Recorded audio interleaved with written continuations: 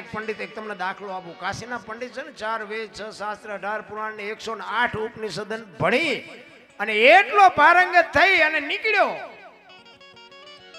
હવે એટલો બધો પારંગત થાય ને પછી બાપુ એને પાવર કેવો હોય? જીરવી જાય તો કાંઈ વાંધો નથી, પણ જીરવાતું નથી એની વાત.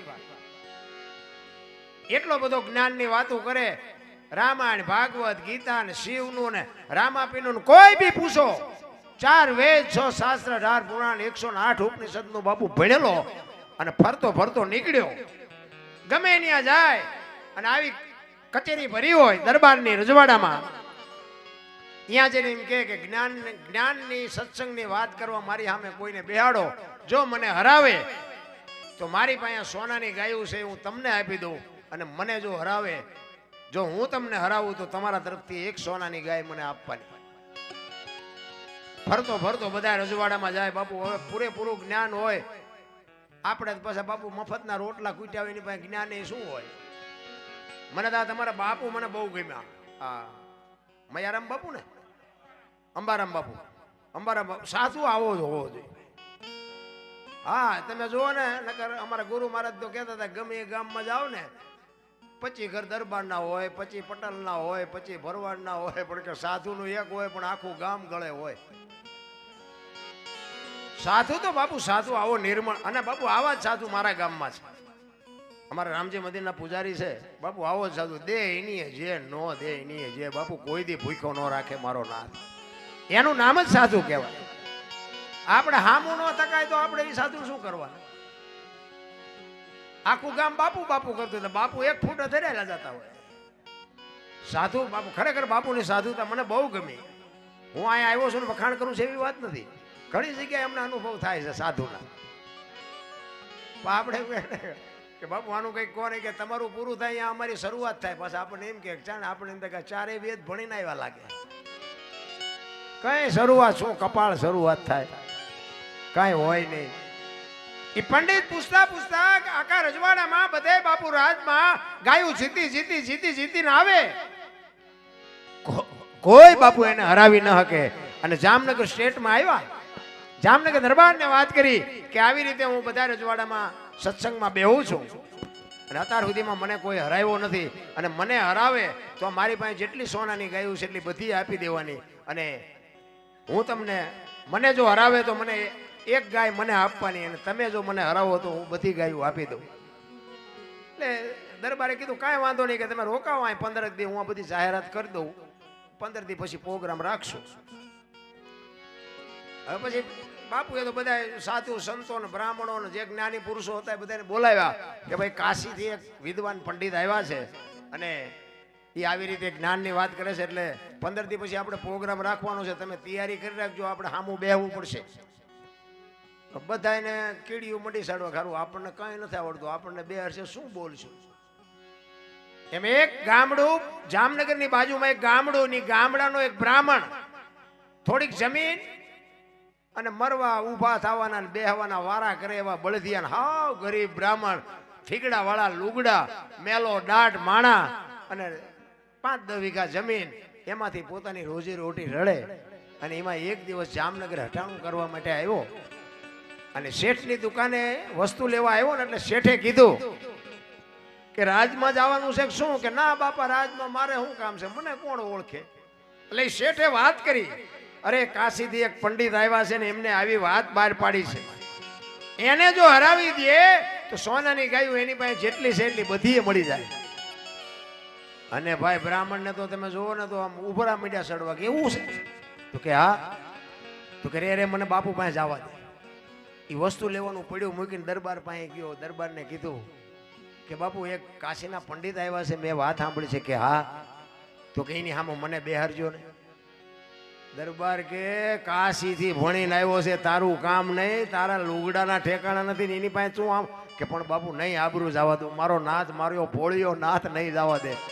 ઈ કે ના ભાઈ ના, તારું કામ નહીં. ઈ કે પણ બાપુ આમજો, મને બેહારજો, મને બેહારજો. ઈ કે ભાઈ 5 દી પછી પ્રોગ્રામ છે, 5 દી પછી આવજે. ઘરે જઈ અને ગોરાણી મને વાત કરી કે આવી રીતે એક પંડિત આવ્યા છે અને અહીંયા મારે જવાનું છે. ગોરાણીમાં એ કીધું કે ભાઈ એવા પંડિત પાસે તમારું કામ ને નામુના નકામાં દુખી થશો, બાપુ વટશે. એ કે તને ન ખબર પડે. અને જે દિવસે બાપુ એ બેહવાનું હતું, સત્સંગનો જે દી પ્રોગ્રામ હતો ને તેથી દી ઉગ્યામાં બાપુ દરબાર ગઢના દરવાજે આવીને બેહી ગયો. કચેરી ભરાણી, બધા આવ્યા જોવા, સાધુ સંતો ભક્તો દાતારો બધા આવ્યા. અને પંડિત આવ્યા, રાજા સિંહાસન ઉપર આવીને બેઠા છે. એક આસન પંડિતને આપ્યું ને એક આસન સામે મૂક્યું છે. અને પંડિત કહે છે કે મારી સામે કોણ બેસે? એટલે કીધું કે ભાઈ આ સભામાંથી કોણ આવે છે આના સામું બેહવા? એટલે બીજા કોઈને ઉભા થયા. ઓલો બ્રાહ્મણ હતો ને, સારંગધરીનું નામ હતું, એ સારંગધર ઉભો થયો. બાપુને આમ થાય કે આ મારી આબરૂની પથારી ફેરવવાનો છે. અને બીજા કોઈ ઉભા નથી થતા, એકાદાને કોક નથી બેહારવો પડે. એટલે એ કે બાપુ આવું હું? એ કે હાલ બીજા કોઈ નથી આવતા, તું બેસ હાલ ને, મારે તો એક ગા દેવી જ પડશે. અહીંયા બેહાડ્યો બાપુની સામે. પંડિત મીંડો દાંત કાઢવા. કેવા છો? એ કે બ્રાહ્મણ છો. તમે મારી સામે બેસો? એ કે હા બેસ ક્યાં? એટલે કે હું પૂછીશ ને એનો તમે જવાબ નહીં આપી શકો, પણ હું તમને પહેલા ચાન્સ આપું, તમે મને પૂછો. એ કે એમ? તો કે હા. અને પછી એને કીધું કે આડી વાગે ઊભી વાગે વાગે કાપી નાખી, બાળ્યા પછી બોલે નહીં આ સારંગધરની સાખી, આનું શું મને કયો? પંડિત ને બાપુ પરસ્યો મીડો વળવા. ઈ કે હું કીધું? ઈ કે આડી વાગે ઊભી વાગે વાગે કાપી નાખી, બાળ્યા પછી બોલે નહીં સારંગધરની સાખી, લખ્યું એટલે લખી લો. ઈ કે ઘડીએ ઘડીએ નહીં કહું. ઓલો વિચાર કરે કારું આ વેદમાં પુરાણમાં શાસ્ત્રમાં ક્યાંય નથી આવ્યું. અને બ્રાહ્મણ બેઠો બેઠો વિચાર કરે કે આ હું મારો ભોળો નાથ સિવાય દુનિયામાં ત્રીજી વ્યક્તિ નથી જાણવી. બેટા તારે પોતા તોતા ફીંદબાવ એટલા ફોંદી. બાપુ પંડિત હલવાના હો. અને બાપુ દરબાર બેઠા હતા, ઈ રાજી થયા કે અમારો એક આ બ્રાહ્મણ, એક નાનો એવો બ્રાહ્મણ 10 વીઘાની ખેતી વાળો બ્રાહ્મણ, એક હાવ માગણ જેવો, એનો જવાબ નથી આપી શકતો ને આટલી બધી ગાયું જીતીને આવ્યો. આ પંડિત પાસે આનો જવાબ નથી. બાપુની બાપુ સાતી મંડી ફાટવાઓ. અને દરબારે પાવરમાં આવી ગયા કે હવે આમને આવડતું નથી. દરબારે કીધું કે આ તો ગલોબ છે હો, સપ્તે સંતો આ બેઠા જો હજી આમાં સામે. બાપુ પંડિતને પરસ્યો વળી ગયો કે બાપુ આ ગાયું રહી બધી તમારી, મને નથી આવડતું.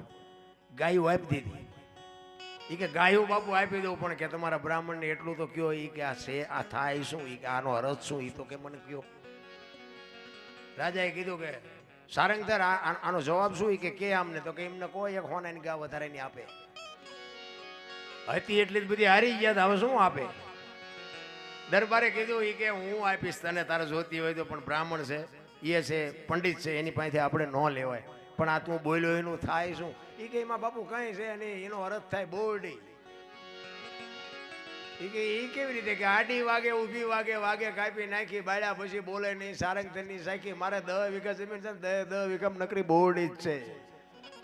અને ખોદીને મરી ગયો એટલે મને અહીંયા હુજાડ્યું ભોળા નાથે. અને બોરડીને બાપુ આમ પડખેથી હાલો તો વાગે, આમ હાથ કરો તો વાગે, આમ હાથ કરો તો વાગે, કાપો તો વાગે, એને હળગાવો તારે જી હેઠી બેહે.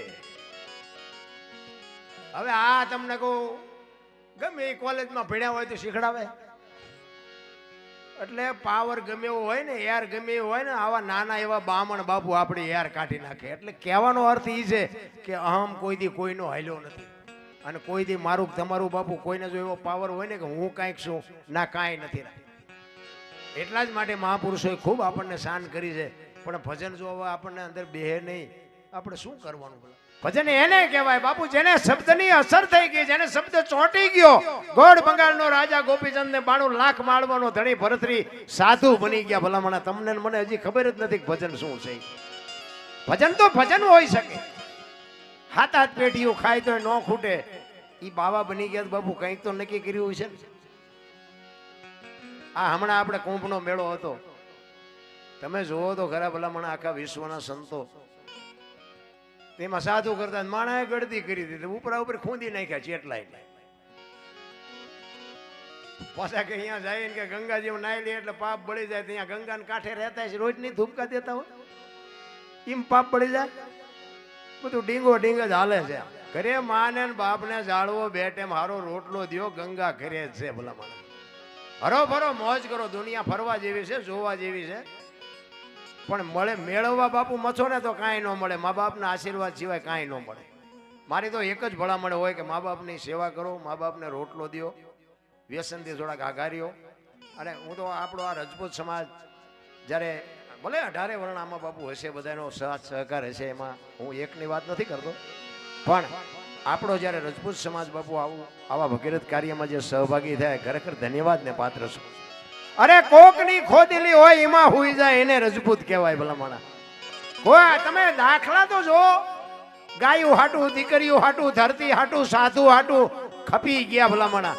અને હું તો એમ કહું છું કે હવે આવા ભગીરથ કાર્ય કરો ને ત્યાં જ ભોળિયો નાથ તમારું મારું ધ્યાન રાખે. બાકી અત્યારે દુનિયામાં તમારો મારો હિસાબ કેટલો છે એ તો બધાને ખબર છે. તમે હારી સોસાયટીમાં મકાન રાખવા જાઓ કેવા છો કે દરબાર કે તમને નથી દેવું. નોકરીની ભરતી હોય ત્યાં તમે જાઓ અને તમે નામ આપો, શું છે ફલાણા સિંહ, એ કે કેવા હો દરબાર નથી નોકરી. દરબારો માટે બાપુ બસ રાજી કોઈ નથી. પાછા આમ ગમે છે બધાને દરબાર થાવું. બાપુ આપણો સમાજ એટલો મારા નાથની કૃપા છે કે એટલો ઉજળો સમાજ, પણ છતાંય કંઈક આપણી ખામી છે. જગત જ્યારે આપણને તરસોડે છે ને તો આપણી કંઈક થોડી ઘણી ક્યાંક ખામી છે. કહેવાનો મારો અર્થ એ છે કે તમને ને મને બાપુ મોકો મળ્યો છે કંઈક હરિનું ભજન કરી લઈ. એક ઘડી હાથી મેં પુનિયા તુલસી સંગત સાધકી કટે કોટી અપરાધ. તમને મને આ મહાપુરુષો બાપુ કેવા કેવા પોતાના જીવન હોમી દીધા છે. દુનિયા એમના યાદ નથી કરતી. ભજન સમજાય તો જ મજા આવશે. એક જગ્યાએ મેં ભજન ગાયું ને, એક ભજન મેં ગાયું હતું, એમાં નામાસણ વાય જેઠીરામ બાપુનું હું બોલ્યો. હવે આપણને તો ખબર નથી આ સંતો બધા ક્યારે થયા ને કોઈને કયું ભજન ગાયું. એટલે જેઠીરામ બાપુનું નામાસણ મેં વાર્યું અને ભજન મેં ગાયું. અને એમાં પછી ભજન પૂરું થયું ને રાઉન્ડ પૂરો થયો એટલે મને એક ભાઈએ કીધું, મને કે દરબાર તમને ખોટું ન લાગે તો એક વાત કહું. મેં બોલો ને. મને કે આ જે તમે અત્યારે ભજન ગાયું ને એ કે જેઠીરામ બાપુએ નથી ગાયું. મેં કીધું તો? એ કે દાસી જીવણે ગાયું. એટલે મેં કીધું તમને ખોટું ન લાગે તો હું કહું. તો કે હું? મેં કીધું દાસી જીવણે નથી ગાયું, જેઠીરામે નથી ગાયું, મેં ભાયડાએ ગાયું.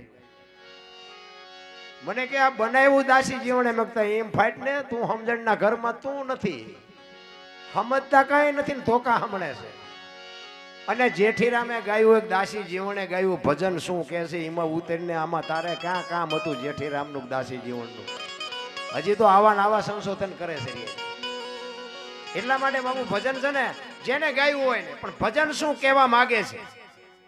સવારામ બાપાએ કીધું, સુરતા સુગડ સમેટે સાહેબ ઘટમાં ભેટે, તીર્થ વ્રત બહુ કરે જાય બદરીને બેટે, પડ્યું ત્યાં ગોતે ને ગોતે સેટે સેટે, આદલ તો અંતરમાં રહેશે મારા બાપ ભજન કરો તો ભેટે. આ એક શબ્દ બાપુ જબુમાને વાગી ગયો અને જબુમાનું કામ થઈ ગયું. એમ મારો કહેવાનો અર્થ એ છે કે આખી રાત તમે બેહો ભજનમાં બેહો અને તમને એકય ભજનમાં જો મજા ન આવે કે જીવનમાં ઉતરે નહીં ને કે આ તો બધું વરસાદ જેવું છે. વરસાદ પડે ને એટલે આમ એક હરખો જ પડે ને, આખું ખેતર હોય તેમાં એક હરખો જ પડે. પછી એમાં ગલાસ મૂક્યો હોય ને ગલાસ જેટલું આવે ને, ડોલ મૂક્યું હોય ને ડોલ જેટલું આવે ને, માટલું મૂક્યું હોય માટલા જેટલું આવે, અને કોઈક ભાગ્ય ઊંધું મૂક્યું હોય તો કોરે કોરું રહે. શું તમારે લેવું છે એ તમારે જોવાનું હોય. શું કહેવા માંગે? ચિત્તની શાંતિ, મનની પ્રશંસા, દિલની દાતારી, ગુમડાની રૂજ અને ટાઢિયા તાવની ટાઢ એટલું અંદરથી આવે. મારો ઇતિહાસ તો લગભગ તમને ખબર છે, છતાંય કહું મારો ઇતિહાસ બાપુ જેસલ કરતાય ખરાબ છે. હા, આપણે સારું કામ કર્યું જ નથી. ખટારાનો ડ્રાઈવર તો 19મી કોમ ન કહેવાય. ખટારો આંકો છે, આખી દુનિયા રખડ્યો. શીખો તો એસટી હાટું, પણ એસટી ન લઈ જાય. આ કરવાનું હોય છે ને. મેં મૂકો ખટારાને એસટી બે, અને આપણો મેળ પડી ગયો આમાં. કહેવાનો મારો અર્થ આખી દુનિયામાં રખડો પણ સિદ્ધાંત જીવનનો હોવો જોઈએ. હું ખટારો આંકો બધા રાજ્ય રખડી આવ્યો, પણ કોઈ એમ કે દરબારે દારૂ પીધો તો પરમાટી ખાધી દીધી 5 લાખની શરત મારીને આવજો આપણી પાસે પુરવાર કરી દેશે. એમ જીવનનો સિદ્ધાંત જોઈ. મારું કુળ કયું, મારું ખાનદાન કયું, મારા મા બાપ કોણ, આનો પાવર ન હોય તો મરી જવાય. તમને અને મને એક તમારા કુળની જો તમને ભાન ન હોય તો જીવવાનો કોઈ અધિકાર જ નથી ભલામણ. અરે હું તો એમ કહું રાતે 2 વાગે તમારા ઘરે આવો ને તમારી શેરીનું કૂતરું તમને જોઈને જો પૂંછડી નો પટપટાવે તો મરી જવાય. કૂતરું નથી ઓળખતું, જગત શું ઓળખે? હું એટલા માટે કહું છું, નકર કૂતરાને ખબર ન પડે. આમ બજારમાં આવો ને પગનો ગહરકો થાય તો કૂતરું જાગી તો જાય. એ આમ જોઈને આમ નજર કરીને કે આ તો ઓલો લુખે છે, આને ક્યાં બટકો રોટલો નાખ્યો કોઈ દી. એને ખબર પડે, પ્રેમ કર્યો હોય ને તો એને ખબર પડે. એમ તમારી અને મારી કઈક લાગણી, એમાં આ તમારા હરપાળસિંહ પરમાર બાપુ એક ગૌરવ લેવા જેવી વાત, તમારા ગામનું એક ગૌરવ. અને હું તો એમ કહું એ કદાચ ગમે એ બાપુ મોટા સ્ટેજ સુધી પહોંચશે ને તો ગામનું નામ ઉજળું થશે. એક લખી લેજો, જે થાય લઉં સપોર્ટ કરજો મારા. કારણ કે આજ હું દુનિયાના છેડે જાઉં ને, કદાચ તમે ગયા હોય અને તમને કોઈ પૂછે કયું ગામ ને એમ કયો ખમિયાણા ને બાપુ જો મારું નામ ન લેતો તો આપણે ભજન ગાયું ન કહેવાય ને. એમ મારો કહેવાનો અર્થ એ છે કે એને કદાચ આજ નહીં તો કાલ મોટું સ્ટેજ મળશે અને એમ કે કયું ગામ કે તમે જાઓ ને એમ કે કયું ગામ કે ઉમરડા, એટલે ઓલા હરપાળસિંહ નું મારા રામ ભજન એવડી મોટી વાત છે. બાકી કરોડપતિ દીકરા ઉભા વાંડા જેવા બધા રખડે, કોઈ નથી કહેતું કિયા ગામના સોય. ભજન છે જુદી બાબત છે રામ. એટલા જ માટે મહાપુરુષોએ બાબુ છે ને જ્યાં હોમ્યું છે ને પોતાના દેહ હોમી દીધા છે. એમનામ ભજન ન થઈ શકે. અને મને તો આ દરબારું આવા કાર્ય કરતા હોય, દરબારું ભજન ગાતા હોય. આમાં રણજીતસિંહ જો બાદશાહ કહેવાય ને, પણ એને ભજન વાળા હારા માણસ બોલાવે. આ ધંધો કરતા હોય ને એને હારા માણસ બોલાવે. દારૂડિયા જુગારિયા આમના ભાઈબંધ ન હોય. હારા માણામાં બાપુ જો જગ્યા જોતી હોય ને તો આ ભજન એક જ વધ્યું છે, લખવું હોય તો લખી લેજો. આ એક જ વસ્તુ એવી છે કે આમાં મા દીકરો બે એકે, બાપ દીકરી બે એકે, ભાઈ બેન બે એકે, એવું જો વધ્યું હોય તો ભજન એક જ. બાકી જે ભગવાન કાંઈ છે નહીં રામ. એટલી જ વસ્તુ છે. બાકી મોબાઈલમાં જોયા જેવું નથી, પેપરમાં જોયા જેવું નથી, ટીવીમાં જોયા જેવું નથી. જાવું ક્યાં? હવે તો જોવો તો તમે મોટી મોટી જગ્યાઓ વાળા અહીંયા વંટોળિયા સેડ્યા છે. આપણને એમ થાય આ કંઈક શાંતિ મળશે, અહીંયા ભડકા છે. અહીંયા જઈ શકે થોડાક આશ્રમ બટાને કા હે ને 2 પતરા ડાલને કા હે ને ભાઈ આ ભડકા તમારી અહીંયા છે. તમે આ હાટું આવ્યા છે, આ વધારીને તમારે ક્યાં જવું છે? પણ સંતોની ભૂમિ છે. કાયા જેની કુબડી પડસન જેના પ્રાણ, સંત સુરા નિપજાવતી હોરઠ રતનની ખાણ છે. એવો કચ્છ કાઠિયાવાડ ને સૌરાષ્ટ્રની આપણી જે ધરતી છે, એવા મહાપુરુષો બાપુ આ દુનિયામાં થઈ ગયા છે. અને કલાકાર કે ભગત કે દાતાર કે સુરવીર કે સંત છે ને, એ બાપુ જન્મે બને નહીં. એટલે રેવા દે ને ભાઈ, એ અમે હિસાબ સહિત બધું સૂકવી દેવું. આ જેટલા છે ને સંતો, મહંતો, ભક્તો, દાતારો, સુરવીરો, કવિઓ, કલાકારો, આ બધા છે ને જન્મે બને નહીં. અને જો બનતા હોત તો બધાય બનાવી દે. બધાને એમ થાય કે આપણો દીકરો કલાકાર થઈને લાખ રૂપિયા લઈ આવે. ના, એમ નથી. જન્મથી જ હોય. એ તો બાપુ આંગળી પકડનારો કોક જડી જાય ને બાપુ એનો બેડો પાર થાય. ગામમાં એક કપાતર હોય ને, કપાતર, એ જન્મથી જ હોય. ઘણા નથી કહેતા હારો હતો બગડી ગયો, એટલે બગડેલો જ હતો, ઓળખવા મોડું કર્યું. બગડેલા હોય બગડેલા જ હોય. એટલા એકતાની જ મજા છે ને કે અમે આખી દુનિયાને શીખામણી દઈએ, પણ આ ઉપર બેઠા એમાં રાગ જેવો હોય અમને ખબર હોય. તમે જોજો મોટા મોટા પ્રોગ્રામ હોય ને, કલાકાર બદલાય ને એટલે સાજિંદા બદલી જાય. ને કે એક ને એક સાજિંદા નો હાલે, બધું નો હાલે, ઊંધું નાખે. અમે રસ્તામાં અમે એ જ વાત કરતા હતા, કીધું હરી આવી ઈર્ષા. અને આ બાપુ જીરવા એવું જ નથી રામ. થોડુંક સારું વગાડતા હોય ને તો એને હામું ન તકાય. સારું જરાક ગાતા હોય તો એને હામું નથી તકાતું. આપણે એમ કે સીતારામ તો આમ કર, સીતારામ તો બોલ, મરી તો તું જવાનો છો. અરે શું યાર ભરાણી છે માણસને. મને એમ થાય કુણા પડી જાવ. આ જેટલા મહાપુરુષો બાપુ હોળીએ સેડ્યા, જેલમાં ગયા, ઝેર પીધા, દીકરા કાપ્યા, કરવત મુકાવ્યા, કોઈ દી કોઈ ન બોલ્યું બાપુ. ઇતિહાસ નથી સાક્ષી પૂરતો ગમે અમારા છોકરા કાપ્યા, ગમે કરવત મુકાયો. તમે હું તો એના ગાયેલા છે ને, એને જે કેડો પડ્યો એ કેડે હાલી છે. એમાં આપણે ક્યાં મોટો ફડાકો કર્યો આમાં. પણ જીરવવું બાપુ છે ને ગાવું કરતા કરવું અઘરું છે. ભજન ગાવા કરતા ભજન કરવું અઘરું છે. કરવા કરતા સમજવું અઘરું છે. સમજવા કરતા જીવનમાં ઉતારવું અઘરું છે. અને જો જીવનમાં ઉતરી જાય તો જીરવવું બધાય કરતા અઘરું છે. આ જીરવા એવું નથી રામ. અને આ જે જીરવી ગયા ને ભાઈ, એનું જ આ દુનિયામાં કામ થઈ ગયું. એક લખી લેજો. અમને અત્યારે ઘણા બધા કલાકાર કહે છે, પણ જોકે કલાકાર અમને કહેવાય જ નહીં. કલાકાર તો કોને કહેવાય? કોક આપણે હાવ નોધારો છોકરો કોક હોય ને, આપણને એમ થાય કે બિચારો હાવ એકલો છે, આને આપણે મોટો કરીએ. એને આપણે મોટો કરીને આપણો પોતાનું છોકરું એવી રીતે રાખી અને સમજણું થાય ને મોટું થાય ને ભણી ગણીને હોશિયાર થાય ને પછી ઘરમાંથી પૈસા ને ઘરાણું ને ગોટો વાળીને બાપુ વયું જાય ને ખાવા ધાન નો રવા દે ને પોલીસ વાળાને હાથમાં ન આવે ને એનું નામ કલાકાર કહેવાય. આપણે કલાકાર નો કહેવાય, અમે તો આ ગાયેલું ગાઈ છે, અમારી તો હું હસીએ છીએ. કહેવાનો મારો અર્થ એ છે કે કલાકાર બનવાની કોઈ વાત નહીં. કલાને જે આકાર આપે એનું નામ કલાકાર કહેવાય. એક પ્રજાપતિ હોય ને, માટી લઈ આવે, માટી ફળિયામાં નાખે અને એને કાંકરા વીણે, કચરો વીણે, એ માટીમાંથી બાપુ એ માટીમાં પાણી નાખે, એને બનાવે, ખૂંદે અને પીંડો બનાવે. પીંડો બનાવીને ચાકડા ઉપર ચડાવે અને એનું બાપુ ઘાટ ઘડે. ઘાટ ઘડી અને બાપુ એને પછી પકવે અને પકવ્યા પછી ઘડા છે ને આમ ટપોરા કરી કરીને બધા લઈ જાય. એને દુનિયા હાચવે કેવું? જેને કલાને આકાર આપ્યો છે એ હાચવે કેવું? એ કુવામાં નાખ્યો હોય, એ માટલું ઘડો હોય, એને કુવામાં નાખ્યો હોય ને તો આમ હાચવે ને ક્યાંય અડવા ન દે અને ધીરે ધીરે ખેંચે ને ધીરે ધીરે અંદર ઉતારે અને ઉપાડે તો હાચવીને ઉપાડે, પાણી આરામ મૂકે તો હાચવીને મૂકે. અને જો એમાંથી પડી જાય અને પડી ગયા પછી બાપુ એને માટીએ ન કહેવાય ને માટલું ન કહેવાય, પછી એને શું કહેવાય? ઠીકરા કહેવાય. ઠીકરા. અને ઠીકરા બન્યા પછી બાપુ દુનિયામાં માટીએ ન બની શકે ને ઠીકરાનું માટલું ન બને. પછી ઠીકરા હોય ને ઠેબે આવે. એમ બહુ જે એર કરી જાય ને જેને, અને એરમાંથી પછી જે જાય ને કામથી, એ પછી ઠીકરા જેવા કોઈ ન બોલાવે. ગાતા આવડતું હોય તો ભલે ને વગાડતા આવડતું હોય તો ભલે. કેટલાય ઠીકરા જેવા રખડે છે, એ અમને કહેજો, અમને કહેજો, ઘરે ને ઘરે રહ્યો, કઈ કામ નથી. ઘણાય છે આવા.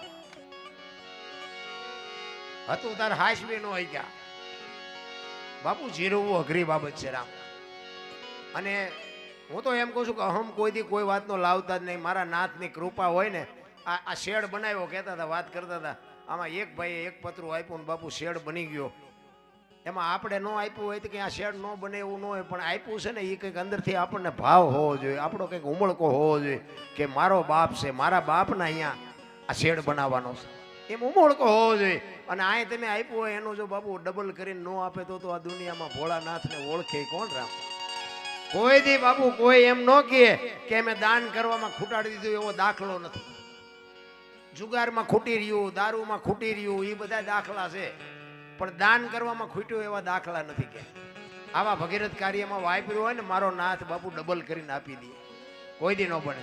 પણ મારો કહેવાનો અર્થ એ છે ભગવાને થોડુંક જાજુ આપ્યું હોય ને કદાચ અહીં જાજુ આપ્યું હોય ને તો એમાં યાર કે અહમ લાવવાની જરૂર નથી.